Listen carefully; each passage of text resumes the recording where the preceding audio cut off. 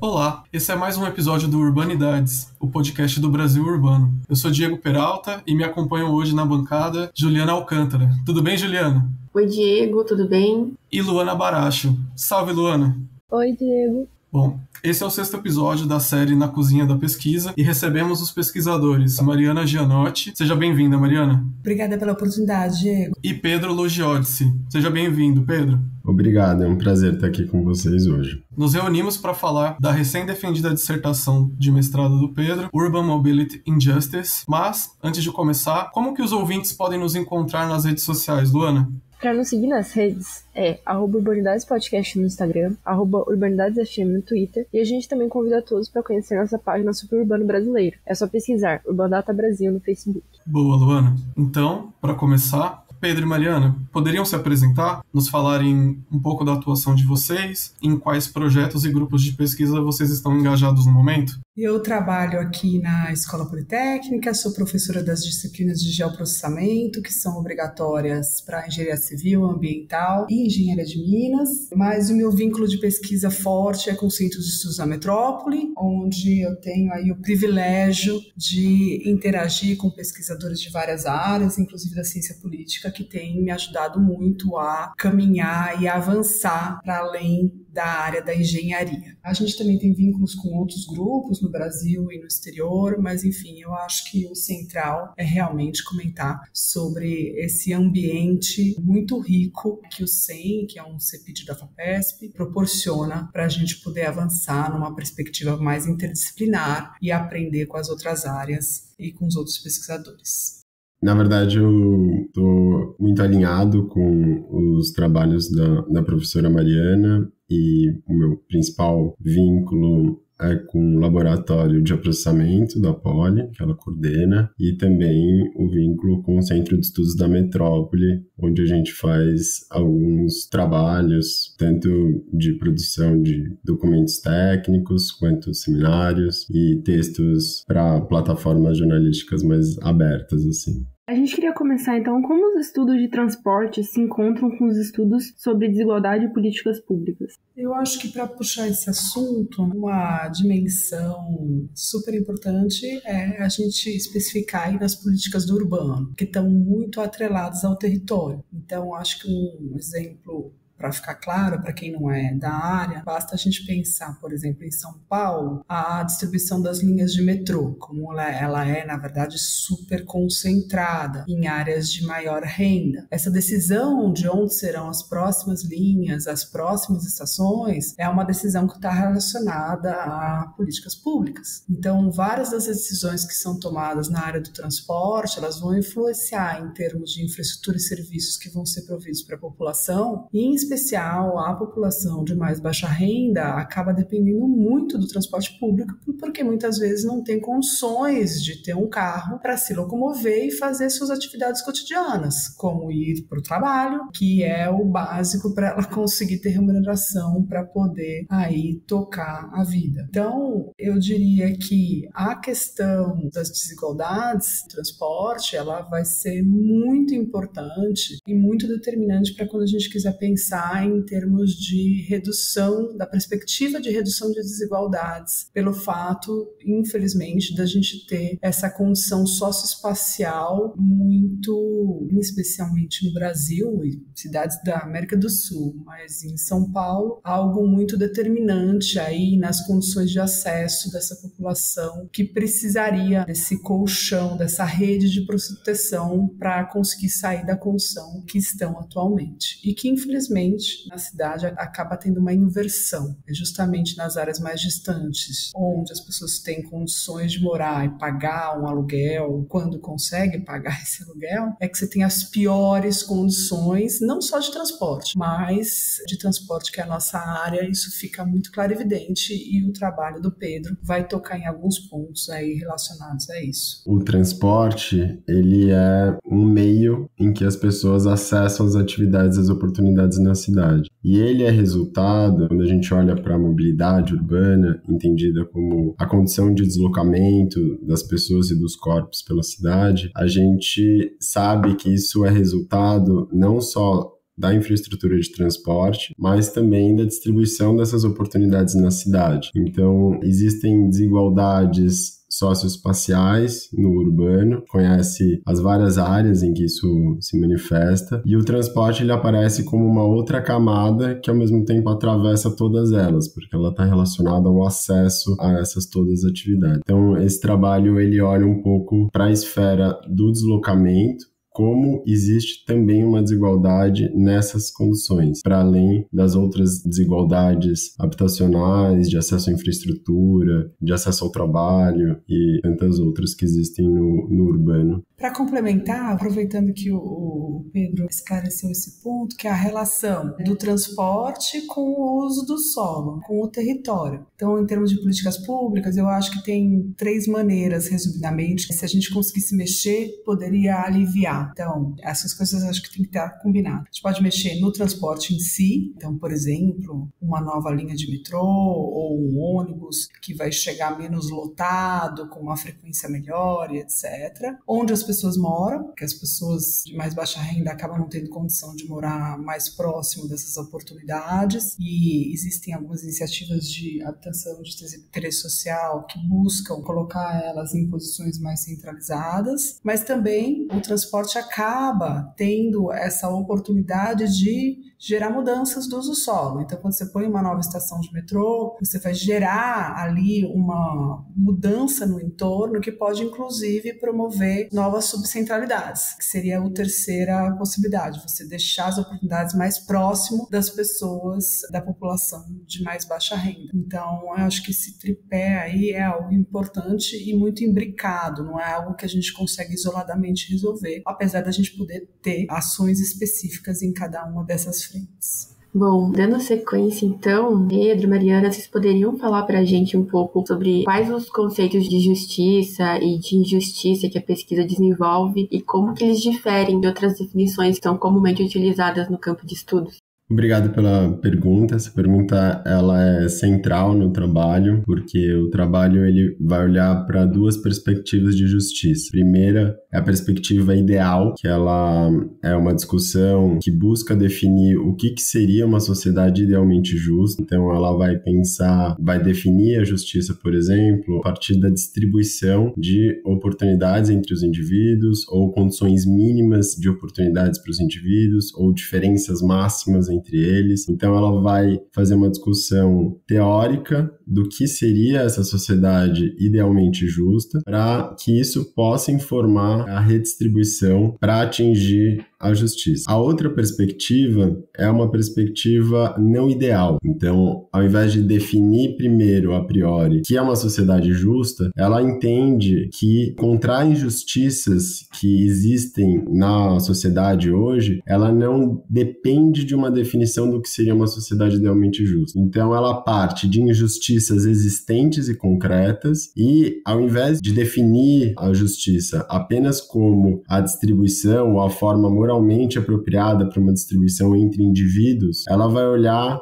para grupos sociais e se preocupar principalmente em identificar os mecanismos de opressão entre esses grupos sociais. Então, a perspectiva não ideal, ela traz essa camada de características dos grupos sociais, né, olhando para classe, raça e gênero, e ela está interessada em entender quais são as relações de opressão que se articulam entre eles, deslocando um pouco a ideia só de definir justiça como uma forma de distribuição entre os indivíduos e ficar elaborando e pensando nessa definição do que seria uma sociedade idealmente justa. Então ela é uma perspectiva que a gente provoca no texto, no trabalho, para justamente transferir um pouco a noção de justiça para essa perspectiva relacional entre grupos sociais, que é uma coisa que geralmente os trabalhos de transporte que mobilizam teorias de justiça focam principalmente nas teorias de justiça ideal. Então, estou olhando essa distribuição de oportunidade, de oferta de transporte, por exemplo, no espaço urbano, e olha menos para as relações que operam entre os grupos sociais. Então, a gente, olhando para a mobilidade desses vários grupos, que é o que a gente calcula no trabalho, a gente consegue sustentar o argumento de relação entre uma situação de privilégio e uma situação de precariedade. São apenas situações diferentes, mas que se conectam de alguma forma. Muito interessante,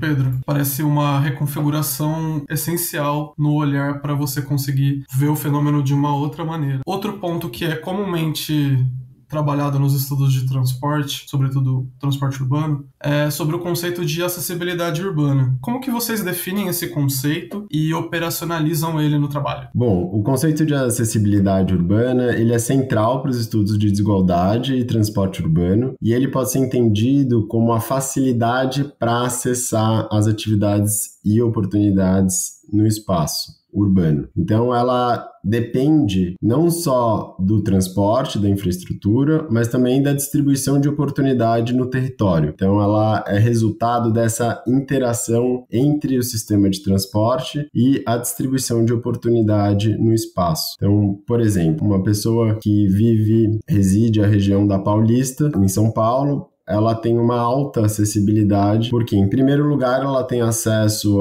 ao encontro de muitas linhas de metrô, tem muitas linhas de ônibus que passam por lá, e, por outro lado, existe uma concentração de empregos e serviços e oportunidades nessa região. Então, é uma região de alta acessibilidade porque ela resulta justamente dessa facilidade de acessar as atividades. Por outro lado, regiões mais periféricas, por exemplo, a cidade de Tiradentes, existe uma oferta muito menor de transporte e, ao mesmo tempo, existe uma distância muito grande às regiões da cidade que tem maior concentração de oportunidades de interação, oportunidades econômicas, do ponto de vista formal. Então, esse é um conceito central para o nosso trabalho, porque a gente entende que existem condições muito desiguais de acessibilidade urbana e depois existe um desdobramento desse entendimento para o uso que as pessoas fazem do sistema de transporte. Então, vai existir uma situação em que as pessoas têm alta acessibilidade e baixa mobilidade, outras em que ela tem alta acessibilidade e alta mobilidade, outra em que ela tem uma acessibilidade baixa e baixa mobilidade, e, por fim, uma outra em que ela tem baixa acessibilidade e uma alta mobilidade. Então, a gente vai trabalhar com essas categorias, com esses 4 quadrantes, relacionando a mobilidade e a acessibilidade para identificar quais são as possíveis relações entre esses vários regimes de mobilidade e imobilidade, para entender situações de injustiça que podem estar ocorrendo entre os vários grupos sociais no espaço urbano. Acho que dá para complementar também que tem, em termos de perspectiva da produção internacional, que relaciona essa questão das desigualdades de transporte, nos últimos anos tem sido um esforço muito grande em se concentrar nessa conceito de acessibilidade, do acesso às oportunidades na cidade. Mas esse conceito, ele é, de certa forma, um potencial. Então, o potencial que as pessoas têm de acessar essas oportunidades na cidade. O que o trabalho traz de muito interessante, né, é essa relação combinada com o que a gente pode chamar também de uma mobilidade revelada, que é, em especial no caso analisado, onde também transparecem condições muito complicadas em termos do cotidiano, de lotação e de condições de transporte que as pessoas têm que se submeter, no fundo, para conseguir viver na cidade. Então, eu acho que essa relação entre esses dois conceitos, não ficando mais tão preso só nesta medida que era potencial, eu acho que é uma das coisas interessantes que difere de muitas abordagens anteriores que discutiram desigualdade. Muito interessante isso. Então, pensar que a partir da relação da acessibilidade, da mobilidade, vocês também constroem categorias analíticas como mobilidade privilegiada, mobilidade precária, mobilidade escolhida e mobilidade compulsória. Vocês poderiam falar um pouquinho para os ouvintes, para a gente, como é que vocês chegaram a essas categorias e que exemplos as ilustram? Como a Mariana comentou agora, a acessibilidade ela é uma medida potencial, diz respeito a essa facilidade de acessar as oportunidades e atividades. Então, quanto maior a acessibilidade, melhor para o residente que mora em determinada localidade. Então, a gente tem essa ideia de quanto mais, melhor. Mas esse princípio, ele não se aplica sempre à mobilidade. Não é sempre que ter mais mobilidade, né, entendida aqui como número de viagens, distâncias percorridas, necessariamente implica em algo que traz um benefício maior para as pessoas. Então, existem pessoas, por exemplo, que se movimentam muito pela cidade porque elas têm acesso a muitas infraestruturas de transporte, elas não têm nenhuma barreira para acessar esse sistema, tem uma integração econômica com a cidade, então pode comprar determinados serviços, acessar o trabalho à noite, voltar, tem poucas barreiras à interação econômica com a cidade. Então, seria uma pessoa com alta mobilidade. Por outro lado, acontece no caso das pessoas que se deslocam distâncias muito longas e fazem, muitas vezes, muitas mudanças de modos de transporte para acessar determinada localização, mas isso implica, na verdade, numa estratégia de superar determinadas desigualdades espaciais, porque elas estão muito longe dessas atividades. Um outro caso, por exemplo, de automobilidade, é o caso dos entregadores por aplicativo, que cresceu muito no período da pandemia, como a gente pôde observar, e são pessoas que realizam dezenas de viagens pela cidade, se movimentam pela cidade de forma intensa, mas isso não implica necessariamente num benefício e não implica necessariamente que ela tenha um acesso maior às oportunidades da cidade. Então existe uma distinção entre uma mobilidade que a gente vai chamar de privilegiada e uma mobilidade precária, ambas com alta mobilidade, só que condições de acessibilidade muito distintas. Por outro lado, quando a gente olha para uma situação de baixa mobilidade, também existem situações muito desiguais. Existem pessoas e grupos que não se deslocam pela cidade porque eles optam por isso. Então, eles podem, por exemplo, realizar trabalho remoto, acessar e-commerce, então fazer compras pelo espaço cibernético. Assim, não precisam se deslocar, embora muitas vezes estejam localizados em locais do urbano com alta acessibilidade urbana e que tem acesso a metrô e a ônibus e a táxi, a carro, enfim, essa pessoa ela teria poucas barreiras ao deslocamento, mas ela tem essa opção de escolher não se deslocar. Por outro lado, existem pessoas que não se deslocam na cidade por barreiras, principalmente ao acesso ao transporte e às atividades. Então, são pessoas que estão excluídas do mercado de trabalho formal, principalmente, são pessoas que a tarifa, ela pesa muito sobre o orçamento familiar, o que cria uma barreira ao acesso à possibilidade de se deslocar. Então, são duas situações aqui de baixa mobilidade, são pessoas que não se deslocam muito pela cidade, mas uma tem uma acessibilidade urbana alta, que seria essa imobilidade escolhida, e a outra tem uma imobilidade que a gente vai chamar de compulsória, por essa característica de baixa acessibilidade urbana. Aqui, na verdade, a gente relaciona acessibilidade e mobilidade para entender essas quatro categorias, mas o objetivo aqui não é só clusterizar elas e mostrar a desigualdade entre elas, mas entender um pouco qual que é a inter-relação que existe entre elas. Então, um exemplo aqui da mobilidade escolhida, uma pessoa que fica em casa e está trabalhando de forma remota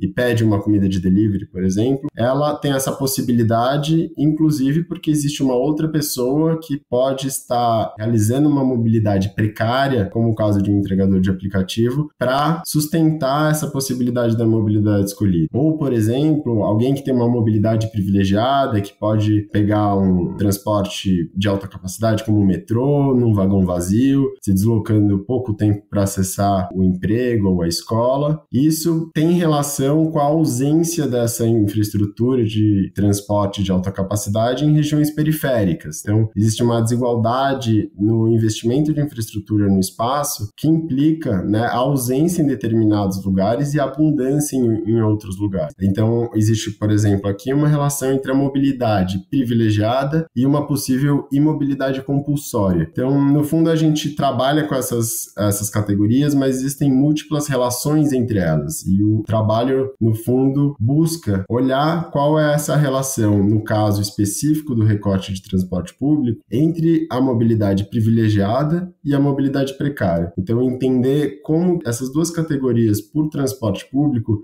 se relacionam. Esse framework, essa organização aí das categorias, ela vai ser muito interessante para a gente organizar e fazer as perguntas que vão nos apoiar a discutir política pública. Até então, a gente vinha discutindo muito com base na acessibilidade, mas isso não estava nos permitindo olhar essas relações imbricadas, e que vai ser muito importante para a gente chegar ao ponto de discutir se você está tomando uma decisão que vai favorecer, por exemplo, voltando ao exemplo da estação de metrô, que eu acho que é um exemplo que todo mundo consegue materializar. Você está decidindo que você vai colocar uma estação de metrô próximo a pessoas de alta renda, que já tem uma condição de transporte que é melhor, você está decidindo que você está colocando a estação ali e não está colocando numa outra área onde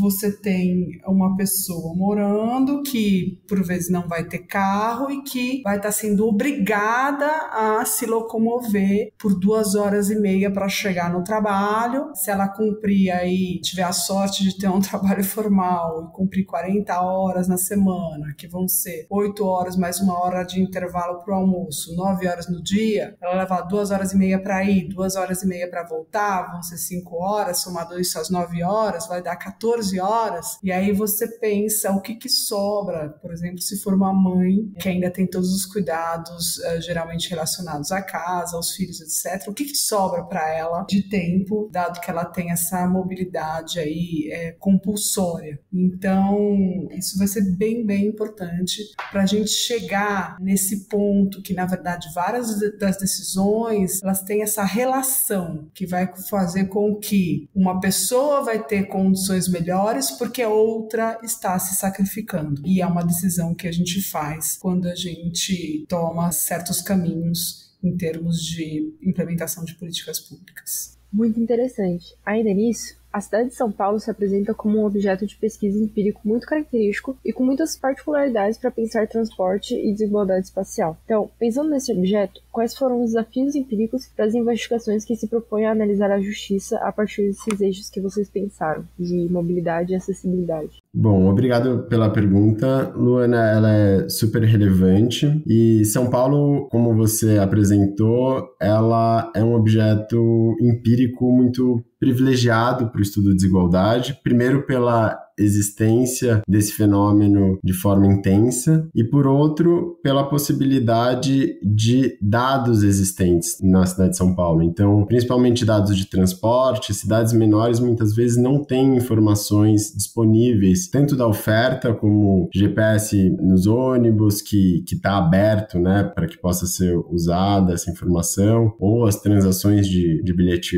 único ou cartões. Então, a cidade de São Paulo ela tem um conjunto de dados muito rico que permite olhar para a justiça. Quando a gente mobiliza o conceito de justiça a partir da existência de grupos sociais, acho que um desafio muito grande é conseguir a informação de gênero, de classe e de raça quando a gente está olhando para o âmbito do deslocamento das pessoas. Então, essa informação, principalmente de raça, ela não está disponível ainda de forma muito abrangente. Então, a última pesquisa Origem e Destino do Metrô, que é uma pesquisa super relevante para o transporte, que é feita a cada 10 anos pelo metrô, é uma pesquisa domiciliar que traz uma amostragem muito rica e representa muito os padrões de deslocamento pela cidade, por exemplo. A última edição não possuía a variável de raça, que dificulta muito o trabalho da pesquisa para entender como que essa variável ela informa determinados padrões de deslocamento e condições de deslocamento. Então, nessa pesquisa realizada no meu mestrado, a gente precisou pegar uma informação que era disponível no censo de 2010, que foi o último censo disponibilizado, em que essa informação está desagregada por setor censitário, e cruzar essa informação com padrões de deslocamento quase 10 anos depois, em 2020. Então, esse é um desafio empírico que a gente precisou contornar dessa forma pela ausência de informações atualizadas e desagregadas, principalmente relacionadas à raça. Então, acho que esse seria talvez um dos principais desafios para pensar justiça, que não dá para pensar justiça sem olhar para grupos social e sim olhar para a opressão entre eles, as relações entre eles, nessa perspectiva não ideal que a gente comentou. Eu queria aproveitar para complementar essa importância da produção desses dados, né? Porque como o Pedro comentou, a gente tem aí, infelizmente, um vazio de informações justamente das pessoas que a gente mais precisa cuidar. Mas, de qualquer forma, a gente ainda assim tem dados muito interessantes que são coletados, mas nem sempre estão disponíveis para fazer pesquisa. Então, numa perspectiva do papel da universidade pública para a sociedade, eu acho que a gente precisa ainda avançar muito, não só em São Paulo, né, no Brasil como um todo, nessas parcerias para que esses dados, obviamente com todos os cuidados relacionados à Lei Geral de Proteção de Dados, mas que se viabilize aí o compartilhamento para que a gente consiga fazer esses estudos em mais profundidade. Por quê? Porque a gente tem nas gestões uma mudança a cada 4 anos, quando tem as eleições, e a universidade, os pesquisadores da universidade pública, eles são contratados para ficar por 30, 40 anos. Então, abre aí um caminho mais de longo prazo para olhar para esses dados, independentemente da gestão que está no momento, e conseguir aí produzir estudos que vão apoiar um planejamento que muitas vezes, infelizmente, a situação do servidor público que está na gestão é de estar ali resolvendo os problemas de operação, apagando fogo. Então a gente tem aí, por exemplo, aqui na Poli, né, um monte de cabeças maravilhosas aí, de pessoas muito capacitadas e também muito interessadas em fazer trabalhos e pesquisas que possam eventualmente dar um retorno para a sociedade. Então eu acho que isso eu queria reforçar, que essa questão dos dados, a gente tem os vazios, mas a gente também tem muita coisa interessante que é muito subutilizada justamente para essa dificuldade de acesso. O Urbanidades é apenas uma das iniciativas do Urban Data Brasil, banco de dados bibliográfico sobre o urbano brasileiro. Em nosso site você encontra milhares de referências classificadas, textos digitalizados para download gratuito e pode registrar trabalhos de sua autoria. Visite urbandatabrasil.fefeleste.usp.br e siga também nossa página no Facebook.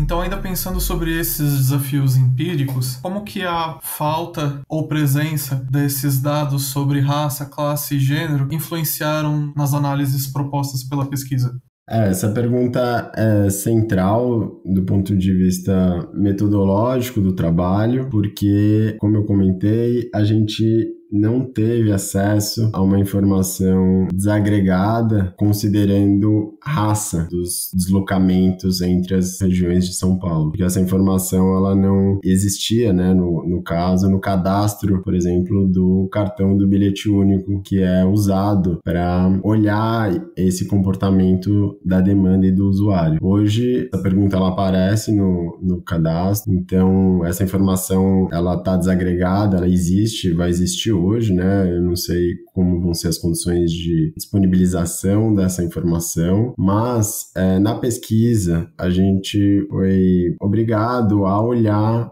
para a base de dados existente, que era uma base antiga de 2010 do censo, e atribuir às zonas qual era a classe e a raça predominantes daquela zona e usar a informação agregada de deslocamento para a zona para caracterizar qual seria essas condições de tempo, lotação e custo para zonas que seriam predominantemente de determinadas classes e raças. Em relação a gênero, a gente também teve uma informação agregada por zona, considerando essas transações e deslocamentos. Então, a gente não tinha informação desagregada de gênero, mas a gente relaciona sempre os resultados com essa outra camada, que a gente olha para tempo, lotação e custo, e olhando, por exemplo, para tempo e custo, eles se apresentam como recursos muito mais restritivos para as as mulheres do que para os homens, porque as mulheres elas têm dupla, tripla jornada, elas são responsáveis pela economia do cuidado e pela mobilidade do cuidado, que, por exemplo, levar o filho na escola, levar os pais, o sogro, a sogra no médico, fazer as compras, cuidar da casa. Infelizmente, isso é uma realidade, então isso cai muito mais forte sobre as mulheres e elas precisam lidar com essas restrições temporais e a agenda durante o dia com o sistema de transporte e a possibilidade de acessar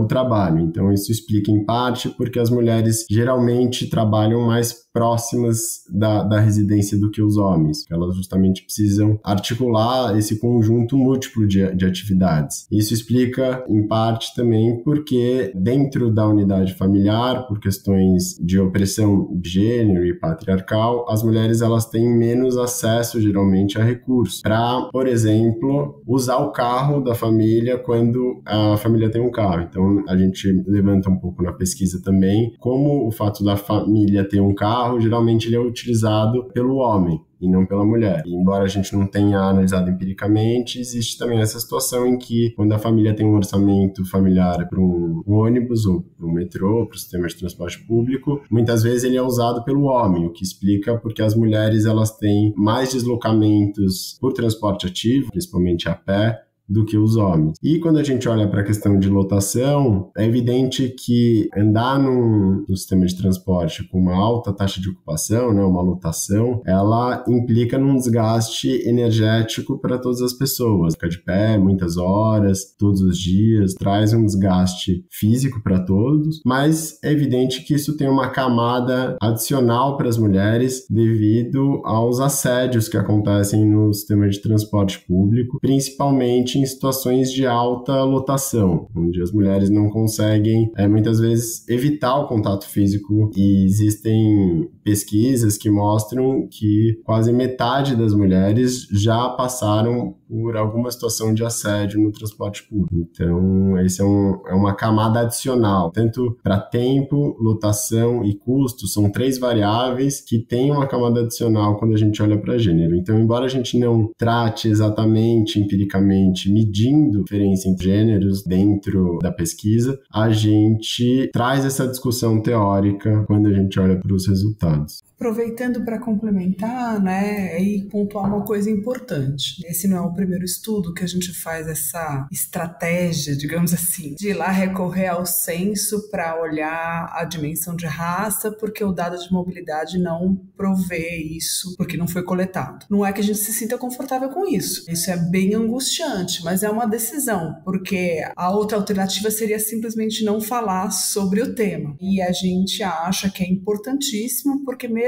com as aproximações que a gente acaba tendo que fazer por conta dessas estimativas, como as desigualdades são gritantes, a gente acha que é importante recorrer a essas estratégias, que no fundo é dar um jeitinho aí para não deixar de olhar para essa dimensão de raça. Então, eu diria assim, numa perspectiva que eu acho que é possível, agora em especial considerando aí, como o Pedro comentou, o novo cadastro do bilhete único que está coletando a informação de gênero, na verdade até de uma forma muito mais detalhada do que a gente tinha antes, e também a dimensão de raça, no mundo ideal, se a gente pudesse receber os dados anonimizados, mas com essa especificação de raça e gênero, e também, se possível, idade, nossa, o mundo de análise que a gente poderia se debruçar é assim gigante. E vejam que isso é um capital que nós já temos enquanto sociedade, porque esse dado está sendo coletado. O que seria necessário é organizar de uma maneira suficiente para que os pesquisadores e as pessoas que estão desenvolvendo estudos na área consigam, de fato, se debruçar em cima deles. E vale também comentar que o grupo também começou, graças aí à possibilidade de estar dentro de um centro maior de pesquisa que trabalha com levantamentos qualitativos, começou esses esforços, né, para complementar essa visão limitada das análises quantitativas, até por todos os motivos que a gente acabou de mencionar, mas também, além disso, para ver a questão da interseccionalidade, porque que a gente está tratando de maneira separada, né? Mas e aí, como é que é o caso específico da mulher negra que pega ônibus, né, numa condição, enfim, tem muitas dimensões para além daquilo que a gente consegue medir a partir dos métodos quantitativos. Então, acho que vale pontuar, a gente está bem ciente das limitações, tenta tomar bastante cuidado na hora que a gente escreve para deixar bem contextualizado que existem essas limitações, mas ao mesmo tempo a gente não quer abandonar simplesmente pelo fato que a gente ainda não consegue ter aí as fontes oficiais registrando o que seria o básico para ser analisado. Mas está melhorando, estamos caminhando e esperamos aí que no futuro próximo a gente consiga avançar mais rapidamente nessas questões. Bom, vocês poderiam falar quais foram os principais achados, né, sobre as condições de mobilidade e acessibilidade urbana a partir dos diferentes grupos sociais que vocês enquadram na análise? Sim, com certeza. Esse trabalho, como a gente comentou, a parte empírica dele vai olhar principalmente para a mobilidade. A mobilidade é um fenômeno, como a professora Mariana comentou, um fenômeno observado, revelado, diferente da acessibilidade urbana, que é um conceito potencial de interação. Para a gente conseguir capturar esse fenômeno observado, a gente usou uma base do bilhete único, que é o cartão utilizado para as transações do sistema de transporte público de São Paulo, de ônibus municipais, pode ser usado também no metrô e nas linhas de trem da CPTM. Essa base, na verdade, ela é uma base muito rica, ela mostra o horário da transação dos usuários e todas as transações que ele fez durante o dia.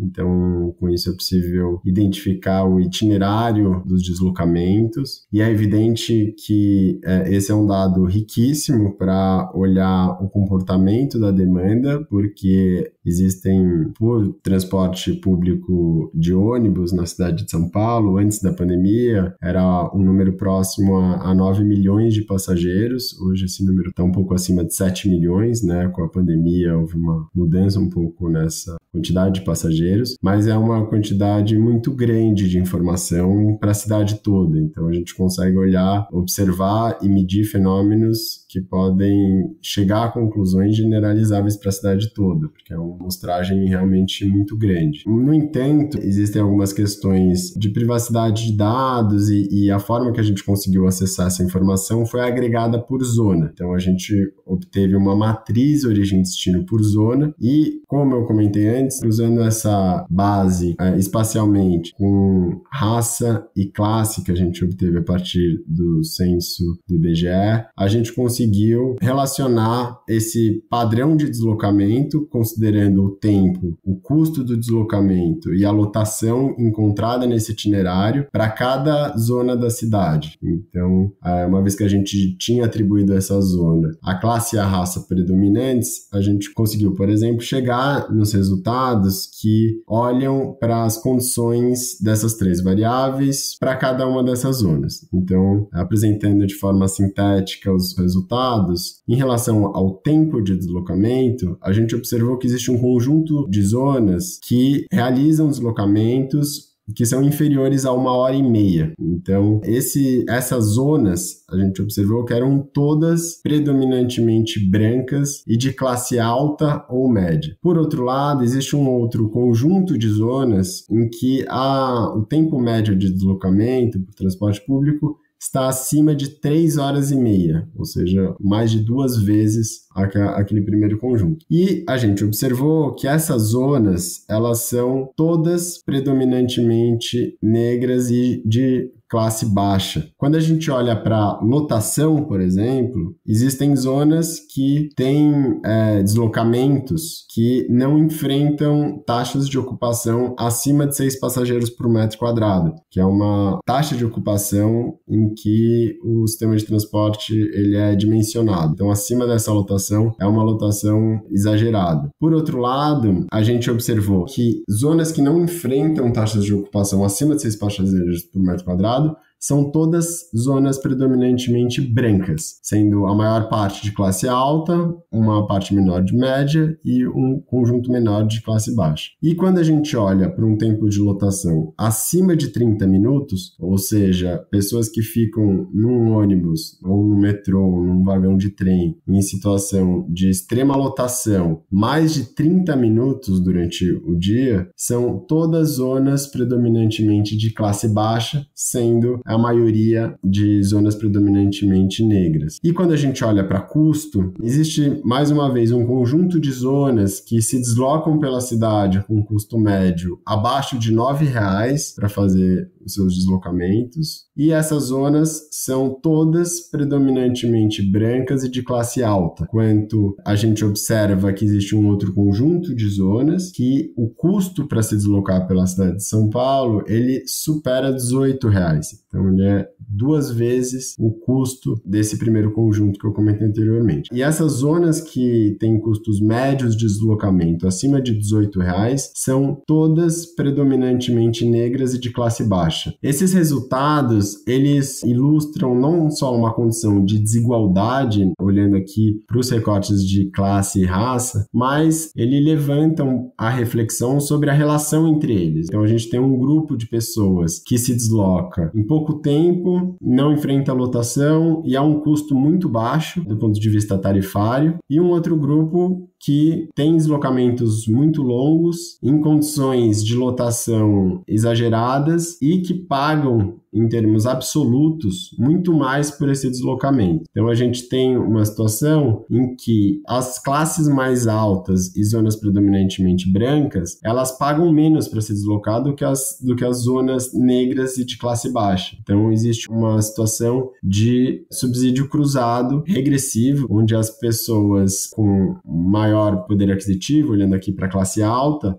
elas são de alguma forma subsidiadas por esses grupos de classe baixa. Então, mostrando aqui que existe uma conexão entre essas duas situações. E quando a gente olha para a lotação, principalmente, a gente está olhando para a relação entre a demanda e a oferta. Então, existe uma oferta maior de transporte, principalmente de alta capacidade, para as zonas que são predominantemente brancas. E as zonas predominantemente negras, e principalmente as com classe mais baixa, elas experienciam a ausência dessas infraestruturas. Então, isso mostra também como existe uma relação entre essa presença e essa ausência de infraestrutura que reflete também na condição do deslocamento. Complementando então Pedro, eu acho que tem 2 avanços importantes aí que vale destacar na área como um todo, aí tendo uma visão do que foi produzido na área e onde o Pedro conseguiu chegar, que foi muito bacana. Eu acho que, em primeiro lugar, tem uma questão mais específica que é de método, que ele conseguiu fazer uma desagregação dessas taxas de ocupação de uma maneira que a gente não tinha antes. Isso é muito bacana, porque consegue, ao invés de você medir, por exemplo, por uma linha inteira, as pessoas não vão necessariamente pegar do início e ir até o final. Então, ele conseguiu, nessa forma muito cuidadosa de trabalhar com os dados, ele conseguiu chegar numa medida que a gente ficou bastante feliz com as estimativas. E na outra dimensão, que é a dimensão mais da contribuição para a discussão teórica, que foi ter saltado, então, para essa visão das teorias não ideais de justiça, que traz uma perspectiva para a gente pensar políticas públicas que é muito bacana, porque a gente consegue, de certa forma, trabalhar com indicadores mensuráveis do que não pode deixar acontecer com relação ao serviço que está sendo prestado no transporte. Então, não dá para ser admissível essa condição de lotação que as pessoas se submetem por não ter outra alternativa. O Urbanidades lançou um podcast super interessante sobre o primeiro, sobre o evento que teve do Urban Justice, e um dos pontos que foi muito discutido no evento foi justamente essa outra visão. De ao invés de a gente estar olhando para os well-beings, na teoria do capability e etc.,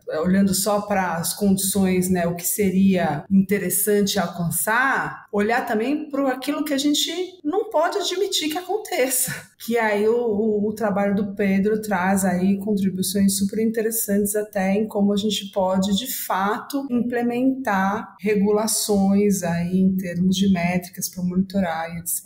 Então, eu acho que se eu fosse resumir, para além de vários detalhes interessantes, de ter conseguido trazer raça e gênero, mesmo com todas as dificuldades, etc., eu acho que esses dois grandes saltos aí, em termos de método e em termos de perspectiva de como olhar a questão da justiça nos transportes e quanto isso pode prover em termos de apoio para a discussão de políticas públicas e desigualdades, eu acho que realmente eu sou suspeita, porque, enfim, estou aí nessa caminhada com o Pedro há um longo tempo, mas eu acho que foi realmente muito especial. Enfim, espero que outras pessoas possam dar continuidade aí nesses avanços que foram feitos. Realmente impressionante como vocês conseguiram chegar nesses dados e conseguir mensurar eles e obter uma interpretação que para algumas pessoas pode parecer um senso comum, né, muito relacionado com a nossa vivência na cidade, mas que ver mensurado a partir de fontes de dados tão diversas é muito inspirador. E, já se aproximando para o final da nossa conversa, Pedro e Mariana, vocês poderiam falar um pouco mais dos próximos passos e dos rumos que as pesquisas de vocês podem assumir? Um primeiro desdobramento possível dessa pesquisa seria conseguir reproduzir o que foi feito com uma informação mais desagregada. Conforme a Mariana comentou, se eventualmente a gente tiver acesso a um dado desagregado que tenha informação de raça e gênero, a gente consiga refazer essa metodologia, não olhando para a zona, tem uma resolução espacial um pouco menor, mas sim olhar para o indivíduo, para o usuário, e olhar ele sempre inserido nessa perspectiva de grupo social, evidentemente. Então esse seria um primeiro desdobramento possível. Uma outra perspectiva relevante seria olhar para as categorias analíticas que a gente propõe, né, de mobilidade privilegiada, mobilidade precária, imobilidade compulsória e a imobilidade escolhida, e buscar fazer estudos que olhem para as causalidades entre eles. Então, não só descrever eles, mas mostrar como determinadas políticas públicas têm efeitos que produzem mecanismos que intensificam e reproduzem as desigualdades ou não, né? Políticas que conseguem reduzir e desativar esses mecanismos. Então, estudar um pouco a causalidade das políticas públicas e o efeito delas sobre essas categorias. Para complementar o Pedro, que bom, perspectiva sempre tem muitas ideias, né? Tem muita coisa para fazer, mas eu vou focar nessa último item que o Pedro falou para colocar aqui um assunto que é um assunto que está sendo muito discutido hoje, atualmente no Brasil, na mídia, para deixar uma provocação, digamos assim, para reflexão. Essa questão de a gente utilizar os dados de uma maneira mais robusta, né, explorando, por exemplo, métodos de inferência causal para analisar impactos de política, ela é, eu acredito que, preponderante. Por exemplo, a gente tem aí uma discussão sobre o tarifa zero. Então, numa cidade como São Paulo, gigante como São Paulo, quando a gente está falando de um orçamento enorme, eu acho que políticas desse tamanho precisam de uma análise cuidadosa antes de uma implementação generalizada. Acho que o cobertor é bem curto, em termos do que a gente consegue fazer de fato com relação ao transporte público na cidade, atualmente e historicamente. Eu tenho uma preocupação muito grande de precarização do transporte público, caso alguma medida seja tomada sem uma análise mais cuidadosa dos efeitos que isso pode ter de forma geral. E um dos argumentos que é muito utilizado, né, é para você ampliar o uso que poderia eventualmente ajudar a tirar as pessoas do carro para ir para o transporte público. Mas acho que não precisa nem uma reflexão muito profunda para perceber que as pessoas que estão usando o carro, a tarifa não é exatamente isso que impede ela de usar o transporte público, porque a tarifa é relativamente baixa. O que tem desmotivado é muito mais a qualidade do serviço do que qualquer outra coisa. E eu não sei o quanto que a tarifa zero vai nos ajudar nesse caminho. É óbvio que existe um outro lado, que aí sim a minha preocupação é gigante, com as pessoas que inclusive não estão conseguindo nem usar o transporte público, porque nem essa tarifa que para os de mais alta renda é baixa, para os de baixa renda nem isso está sendo possível, que dirá o metrô, né? A gente está falando também de um sistema de transporte público que não tem integração tarifária e que, portanto, também penaliza as pessoas que moram mais distante. Mas fica então aí essa provocação, digamos assim, né, que eu acho que a gente precisa fazer aí política pública com um nível de seriedade que seja correspondente ao tamanho dos orçamentos que são aí alocados para aquilo que a gente está fazendo. É óbvio que isso não pode mobilizar, mas eu acho que a gente merece, a população merece aí certos cuidados. Mas é isso. Agradeço mais uma vez a oportunidade aqui. Pessoal, foi um prazer receber vocês nesse episódio. Meu primeiro episódio como anfitrião foi muito prazeroso. Queria agradecer a parceria das minhas colegas. Valeu, Juliana. Valeu, Luana.